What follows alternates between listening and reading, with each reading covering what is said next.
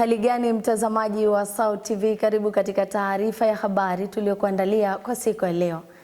Na miongoni mwa taarifa tulizo nazo ni pamoja na wanawake wa mtaa wa Malimbe mkoani Mwanza wameeleza namna wanavyoshiriki kupinga ukatili na ukandamizaji wa kijinsia katika jamii. Indonesia imeweka mpango wa kupiga marufuku matumizi ya mitandao ya kijamii kwa watoto. Na katika michezo, baadhi ya mashabiki wa mpira wa wanawake barani Afrika WAFCON wamepongeza hatua ya kusogezwa mbele kwa mashindano ya mpira wa wanawake. Kwa hayo na mengine mengi, ongozana nami Mariam Fakini atakayekusomea habari za kitaifa na kimataifa. Samira Salum atakayekusomea habari za biashara. Na katika michezo tutakuwa naye Dorcas Maximilian.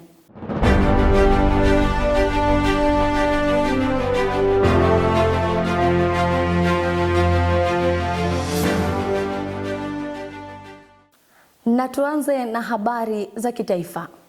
Tukianzia hapa jijini Mwanza, ikiwa imesalia siku moja kuelekea kilele cha maadhimisho ya siku ya wanawake duniani, wanawake wa mtaa wa Malimbe mkoani Mwanza wameeleza namna wanavyoshiriki kupinga ukatili na ukandamizaji wa kijinsia katika jamii kwa kutoa elimu juu ya haki na usawa kwa wanawake. Mwanahabari wetu Makrina Alfonsi ametuandalia undani wa taarifa hiyo. Kuelekea maadhimisho ya siku ya wanawake duniani ambayo kila mwaka hufanyika tarehe 3 mwezi wa 8, wanawake wa mtaa wa Malimbe mkoani Mwanza wameeleza namna wanavyoshiriki katika kupinga ukandamizaji wa kijinsia. Adna Joshua ni mwanamke. Kwa upande wangu, napinga mila na desturi potofu, kwanza kwa kushirikiana na jamii kuhakikisha hamna unyanyasaji. Pia najiunga na vikundi mbalimbali ambavyo tunaweza kusimamiana na kuweza kuweka taratibu za kuweza kupinga mila na desturi potofu. Kwa upande wangu, katika vikundi vyangu tunaweza kushauriana, kujua haki zetu, tunaelimishana, tunafundishana katika hivyo vikundi ili kuweza kuepusha mila na desturi potofu katika jamii. Na kiubinafsi, napenda kusimamia haki na kutetea haki za wanawake. Hivyo basi nasimama na jamii katika kupinga mila na desturi potofu. Asante. Kwa majina naitwa Mama Brian. Mimi kama mwanamke napinga ukandamizaji wa kijinsia kwa kutoa elimu mbalimbali kwa wanajamii, kwa kushiriki semina mbalimbali kuhusiana na ukandamizaji wa kijinsia kwa wanawake.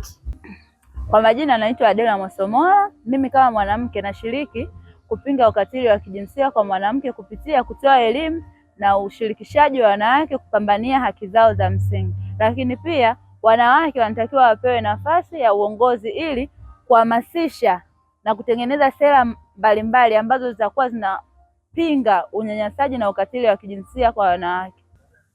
Kila mmoja katika jamii ana haki ya kupinga ukandamizaji wa kijinsia ili kuhakikisha haki na usawa katika jamii. Mimi ni Makrina Alfonsi wa SAUT TV. Ni taarifa yake Makrina Alfonsi. Mtazamaji, tukisalia hapa katika jiji la Miamba, baadhi ya wadau mbalimbali kutoka wilaya Nyamagana mkoani Mwanza wameeleza umuhimu wa kuwepo siku maalumu ya maadhimisho ya wanawake duniani, kwani inawaunganisha wanawake wote pamoja. Wakizungumza na SAUT TV wamesema siku hiyo inalenga kuwakumbusha wanawake wajibu wao na kutoa elimu ya kijinsia kwa wananchi. Mwanahabari wetu Asha Kaoneka ametuandalia ripoti ifuatayo. Haki sawa kwa maendeleo jumuishi katika kuelekea dira ya taifa ya mwaka 2050. Hiyo ndiyo kauli mbiu ya mwaka huu katika kuelekea siku ya kilele cha mwanamke ambayo inaadhimishwa tarehe 8 Machi ya kila mwaka. Katika kufahamu hilo, SAUT TV imezungumza na wadau mbalimbali watueleze, je, kuna mchango gani wa kuwepo kwa siku hii? Ni kwa siku ya kuwafanya wanawake waweze kutambulika kazi zao. Miaka ya nyuma wanawake walikuwa hawezi kutambulika kazi zao, walikuwa hawapewi nafasi za kujiendeleza kama kielimu, kushiriki kwenye masuala ya siasa ama masuala ya maendeleo ya kijamii. Sasa wanaume peke yao hawezi wakaleta jamii yenye usawa kama watashirikisha wanawake. Kwa hiyo ni kwa ajili ya kuhamasisha ushirikishwaji wa wanawake kwenye shughuli zote za maendeleo pamoja na kwenye sehemu za kutoa maamuzi. Kuelekea kuonyesha mwanamke ana nafasi gani katika jamii, lakini pia mwanamke ana uwezo wa kufanya nini. Kwa siku hii imekuwa na jumbe mbalimbali, lakini zote zikilenga kuleta usawa katika jamii, hasa usawa wa kijinsia, ambapo inaonyesha mgawanyo wa majukumu, nini mwanaume anaweza kukifanya na mwanamke pia anaweza kukifanya. Tunahitaji kuwapa asante kwa wale wanawake waliojitolea na kuonyesha kwamba wanawake wana ujasiri, ni wapambanaji, ni wachapakazi. Ni wazi kuwa siku ya mwanamke duniani haipaswi kuadhimishwa kwa kufanya sherehe tu, ila kwa kufanya mambo ambayo yatakuwa chachu ya kumuinua mwanamke kiuchumi, kifikra na kijamii. Nikiripoti kutoka hapa jijini Mwanza, mimi ni Asha Kaoneka, SAUT TV. Shukran sana Asha Kaoneka kwa taarifa hiyo. Mtazamaji, tupate mapumziko mafupi, tukirejea ni habari za kimataifa.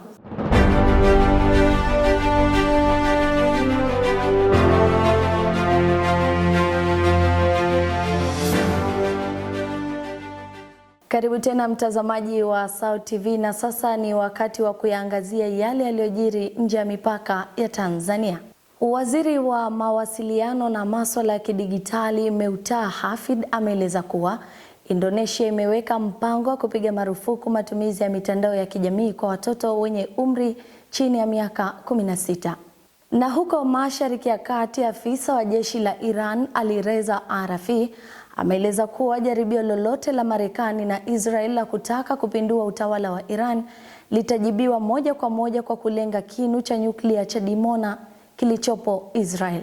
Mwandishi wetu Grace Germanus anaeleza kwa kina juu ya taarifa hizi za kimataifa. Utekelezaji utaanza polepole kuanzia Machi 28 hadi majukwaa yote yatimize majukumu yao ya kufuata sheria iliyopitishwa. Amebainisha kuwa watoto wanakabiliwa na vitisho ikiwa ni unyanyasaji na ulaghai mitandaoni, hivyo serikali itatoa ushirikiano ili wazazi wasilazimike na kupigana peke yao dhidi ya janga hilo. Ameongeza kuwa serikali inachukua hatua hii kama juhudi bora zaidi katika kurejesha uhuru juu ya mustakabali wa watoto. Hata hivyo, Wizara ya Mawasiliano na Masuala ya Kidijitali ya Indonesia ilifanya ukaguzi wa ghafla katika ofisi ya Meta Platforms huko Jakarta kutokana na wasiwasi kuhusu utunzaji wa maudhui hatari kwenye mifumo yake, ikiwa ni pamoja na Facebook, Instagram na WhatsApp. Mpango wake wa nyuklia unachukuliwa kuwa moja ya silaha za siri zaidi za maangamizi makubwa duniani. Israel haijatia saini mkataba wa kuzuia uenezaji wa silaha za nyuklia unaolenga kuzuia kuenea kwa aina hii ya silaha. Hata hivyo, vifaa vyake vya nyuklia haviko chini ya mfumo wa ulinzi wa wakala wa kimataifa wa nishati ya atomic, ambayo inaruhusu wakala kufanya ukaguzi wa mara kwa mara wa vifaa vya nyuklia katika nchi ambazo zimejiunga na mkataba. Uwezo wa nyuklia wa Israel umebaki kuwa mada ya makadirio ya kijasusi yasiyo na uhakika tangu miaka ya 1960 ilipoanza kuendesha kinu cha nyuklia cha Dimona kwenye jangwa la Negev. Sehemu ya uwezo huo ulifichuliwa katikati ya miaka ya 1980 ya fundi wa zamani wa kinu Mordechai Vanunu kupitia gazeti lake la Uingereza.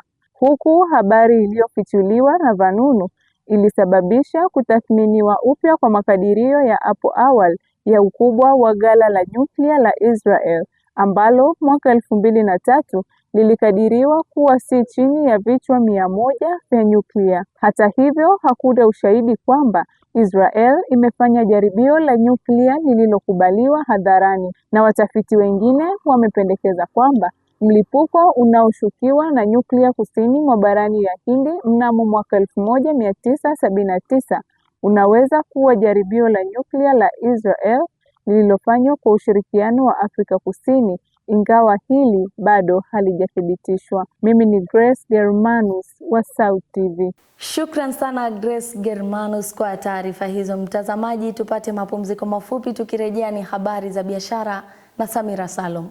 Endelea kusalia nasi. Wiki hii kwenye Sudi wa Boda. Sudi chafu. Katika mtu mbaya. Wewe ni mbaya. Nilikuwa naambia hivi kamera, kwa nyegezo na mzungu na unamfuata. Sasa subiri muelekeze. Dogo cheki. Sudi ni mbaya. Sudi ni mbaya. Babaki. Mzigo kweli. Sudi, angalia mzigo, tuone. Leta hiyo.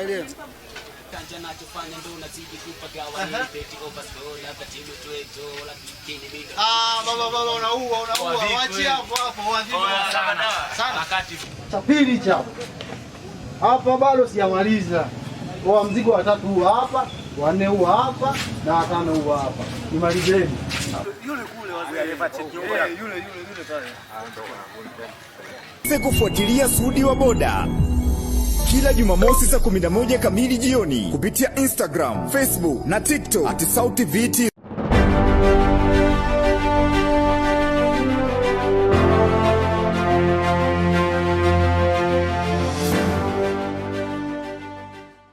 Karibu mtazamaji wa SauTV na sasa ni habari za biashara. Jina langu ni Samira Salum. Tukianzia hapa mkoani Mwanza, usalama wa mizigo na kupanda kwa gharama ya usafirishaji umetajwa kuwa kikwazo kwa wafanyabiashara wa mtaa wa Silivini, wilaya ya Nyamagana jijini Mwanza. Hayo yamebainishwa na baadhi ya wafanyabiashara wa mkoa huo wakati wakifanya mahojiano na SauTV habari, na kuongeza kuwa changamoto hizo wanakumbana nazo hasa wakati wa usafirishaji wa bidhaa kutoka nje ya mkoa. Na biashara kimataifa. Migogoro ya kisiasa na kijeshi katika baadhi ya maeneo ulimwenguni imeanza kuathiri masoko ya fedha, huku thamani ya dola za Kimarekani ikiendelea kuimarika zaidi dhidi ya sarafu nyingine. Wataalamu wa kiuchumi wanasema kuwa dola hiyo imepanda thamani kutokana na uwepo wa wawekezaji nchini Marekani.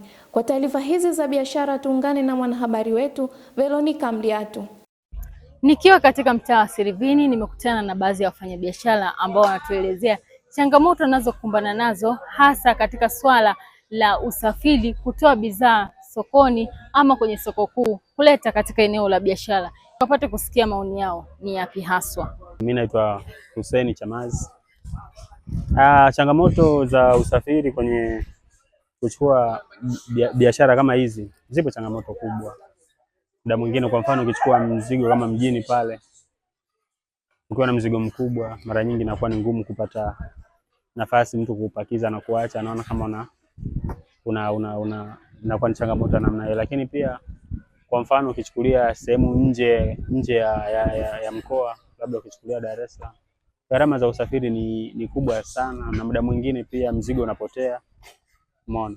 Kwa hiyo mimi kwangu naona hizo ndo changamoto kubwa. Maana muda mwingine ukichukulia labda mkoani unaweza ukaa unalipia unakata na tiketi ile ya kulipia mizigo, lakini haiwi insurance ya kwamba mzigo wako ukipotea unaweza ukafanya nini ukarudishiwa. Kwa majina naitwa Mary Cosmas. Yaani kwenye upande wa usafiri tunapata changamoto sana. Unakuta hapa tumetoka sokoni, tuna ndizi, parachichi, usafiri unakuwa ni shida, unafikisha vitu vimeshaharibika, mfano maparachichi, nyanya, ndizi. Kwa majina naitwa Filipo, mfanya biashara kutoka hapa Nyamalango. Kiukweli sisi kama wafanya biashara, changamoto ambazo tunakutana nazo katika kusafirisha bidhaa zetu ni ifikapo wakati wa usiku umeenda kuchukua mzigo, magari yanapokuwa yamejaa, unakosa magari ya kupandisha mzigo wako kusafirisha. Lakini changamoto nyingine ni magari yanakuwa hayapo. Hizo kukuta daladala zimeisha na ni wakati wa usiku, kwa hiyo unakosa usafiri kutoka kule kuja huku. Changamoto ya tatu ni gharama. Kama unavyojua mizigo mizito nini kuweka kwenye gari, gharama inajikuta imekuwa kubwa. Kwa hiyo hizo ndio changamoto ambazo kama sisi wafanya biashara tunakutana nazo katika ufanyaji wa kazi zetu kila siku. Hayo ni baadhi ya maoni ambayo wamewatoa wananchi wa mtaa wa Silivini. Wameelezea kuhusiana na changamoto wanazokumbana nazo wakati wakisafirisha bidhaa zao kutoka mjini kuleta katika eneo la biashara. Nikiripoti kutoka mtaa wa Silivini, mimi ni Veronica Mliatu wa SauTV.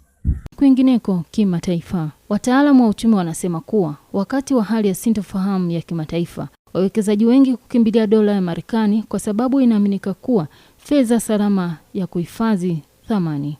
Kwa mujibu wa ripoti ya vyombo vya habari vya kimataifa kama Reuters, mvutano wa kisiasa katika eneo la Mashariki ya Kati umeongeza mahitaji ya dola katika masoko ya fedha duniani, hali inayosababisha baadhi ya sarafu za mataifa mengine kupungua thamani dhidi ya dola.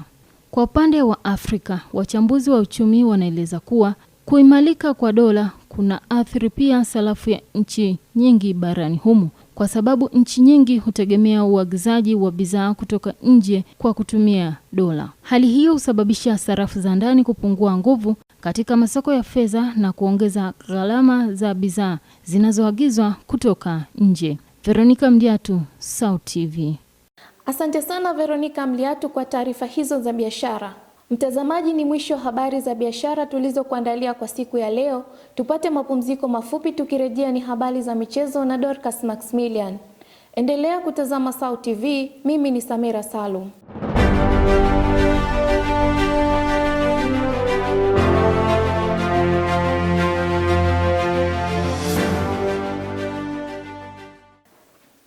Ni matumaini yangu mzima wa afya, mwanamichezo mwenzangu. Karibu katika habari za michezo. Jina langu ni Dorcas Maximilian. Baadhi ya mashabiki wa mpira wa wanawake barani Afrika WAFCON wamesema hatua ya kusogezwa mbele kwa mashindano ya mpira wa wanawake huko Morocco ni fursa kwa wachezaji kujiandaa ili kusaka hatua tatu muhimu. Na katika rubaa za kimataifa, kocha wa timu ya taifa ya Morocco Walid Regragui amejiuzulu nafasi yake akisema kuwa timu hiyo inahitaji maono ya mwongozo mpya ili kukabiliana na wapinzani wao katika fainali za kombe la dunia. Kwa undani wa taarifa hizi za michezo, tuungane naye Joyce Pakomi. Maandalizi yote ambayo ilikuwa inatakiwa yafanyike basi yafanyike katika kiwango bora zaidi na kusababisha WAFCON iwe bora na watu wa enjoy mpira halisi.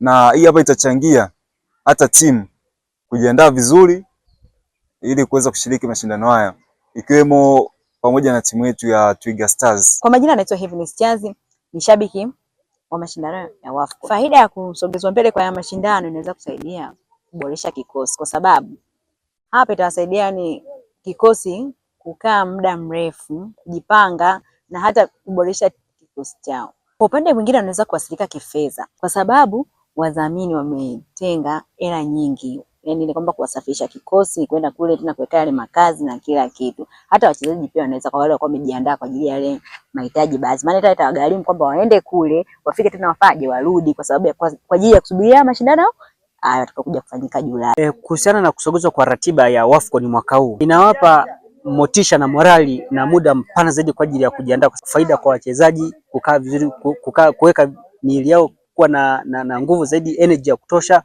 saikolojia kwa ajili ya michezo inayokuja kwa ajili ya mashindano ya WAFCON mwaka huu. Kwa hiyo kwa mtazamo wangu mimi napongeza sana kusogezwa kwa tarehe ya kuanza kwa WAFCON mwaka huu kutokana na maandalizi ambayo watafanya.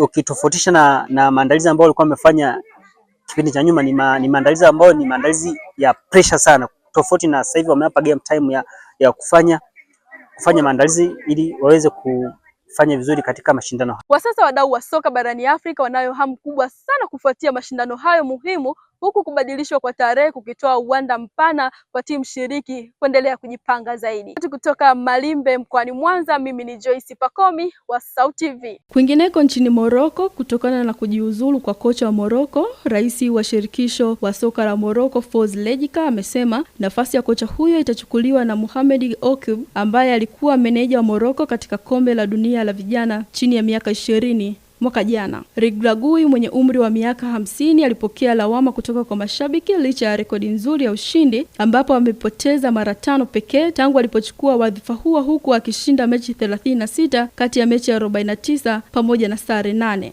Hata hivyo, kocha huyo alipata shinikizo la kujiuzulu baada ya timu yake kupoteza fainali ya kombe la mataifa ya Afrika AFCON wakiwa ardhi ya nyumbani kwa kupokea kipigo cha bao 1-0 dhidi ya Senegal. Aidha, maamuzi hayo yaligonga mwamba kutokana na kukosekana kwa mrithi wa kiti chake, hivyo ikamlazimu kuendelea kutumikia nafasi hiyo. Morocco inatarajia kucheza mechi 2 za kirafiki za kimataifa baadaye mwezi huu, huku ikijiandaa na kombe la dunia litakaloanza mwaka huu. Kwa sasa Morocco ipo katika kipindi cha mpito baada ya kuondoka kwa kocha wao. Pia kocha mpya anatarajia kuanza haraka maandalizi ya kombe la dunia. Jina langu ni Joyce Pakomi.